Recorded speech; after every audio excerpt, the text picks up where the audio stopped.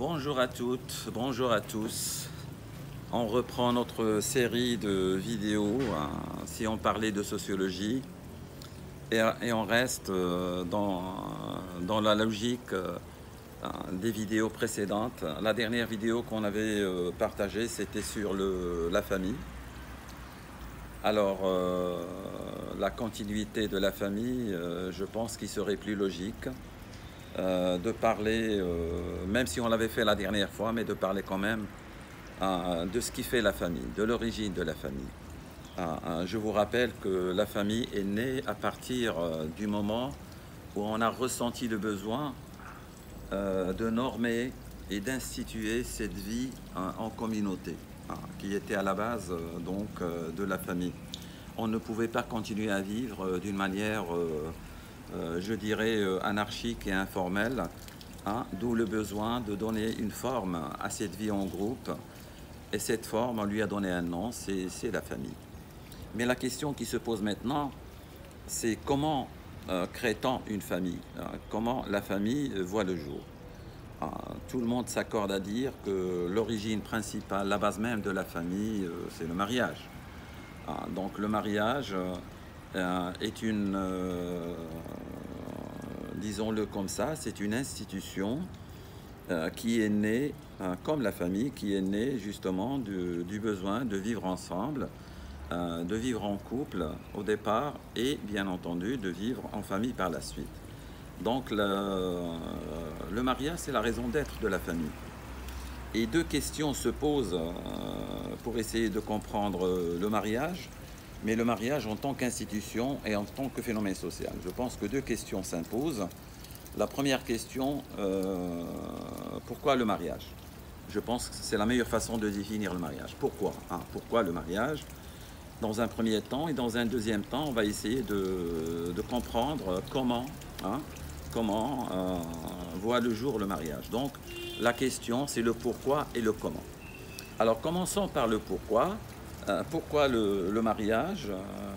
Donc, le mariage, comme je viens de le souligner à l'instant, le mariage a vu le jour à partir du moment où on a ressenti le besoin de normer et d'instituer la vie en groupe. C'est-à-dire qu'on voulait donner un sens à cette vie, à se vivre ensemble. Le mariage, comme son nom l'indique, maintenant c'est le verbe se marier, ça veut dire convenir, mariage qui veut dire harmonie. Donc le mariage est une institution sociale qui suppose que deux personnes décident de partager leur vie. Et depuis, bien sûr, depuis sa naissance jusqu'au jour d'aujourd'hui, le mariage est devenu une institution universelle qu'on retrouve dans toutes les sociétés du monde. Mais bien entendu, le mariage ne se crée pas de la même façon.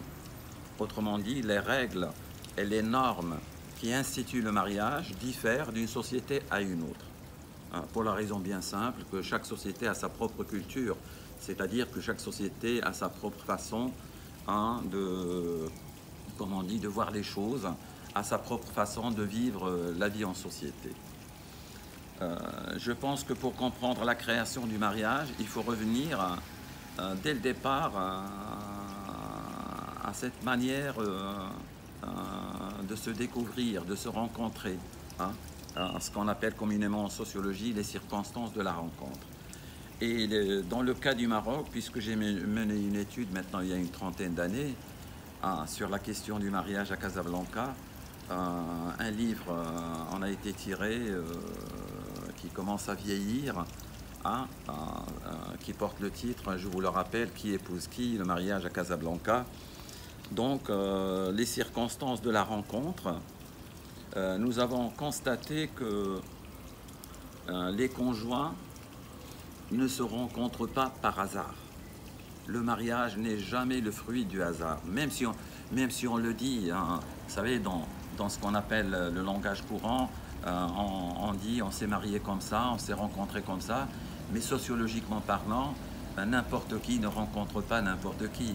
Hein, vous savez que si tous les gens qui se rencontraient se mariaient, le mariage serait quelque chose d'anodine, de banal.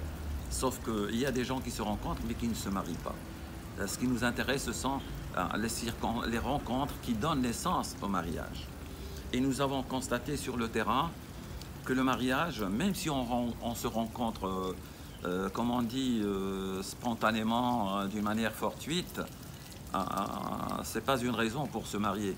On ne se marie que lorsque la rencontre, excusez-moi d'employer un verbe maintenant à la mode, que lorsque la rencontre est validée par la famille.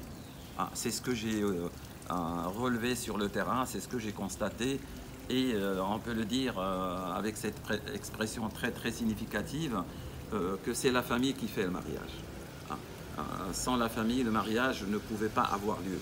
Donc le mariage ne prend forme, ne naît que lorsqu'il est cautionné par la famille.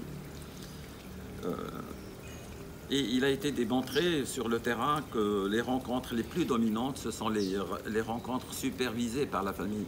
N'oublions pas que dans l'histoire de la famille, l'histoire du mariage, le modèle qui était dominant, c'était ce qu'on appelle le modèle endogame, l'endogamie, c'est-à-dire le mariage au sein de la famille, dans le temps on disait au sein du groupe, de la communauté, du clan.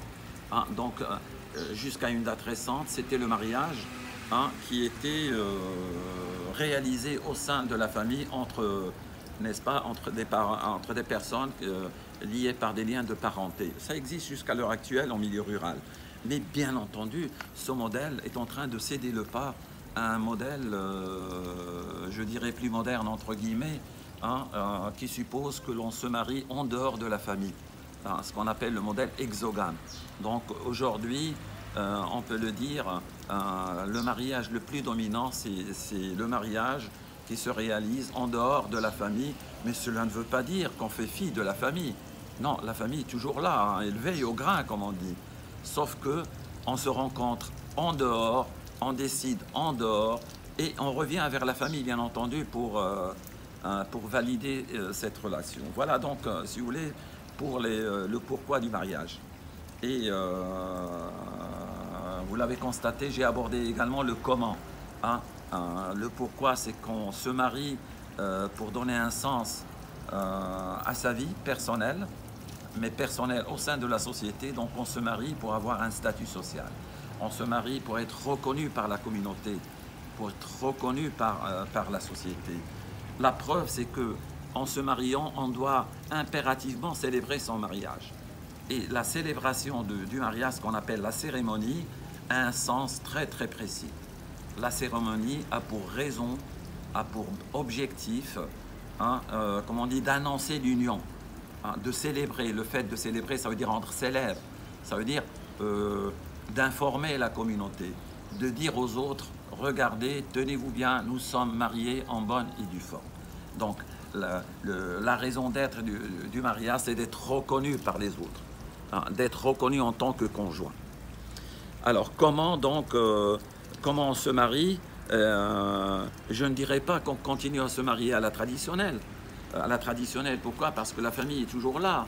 On se marie, si on ne se marie pas dans la famille, on se marie à travers la famille. Donc, il y a toujours cette dose de la tradition qui est très présente.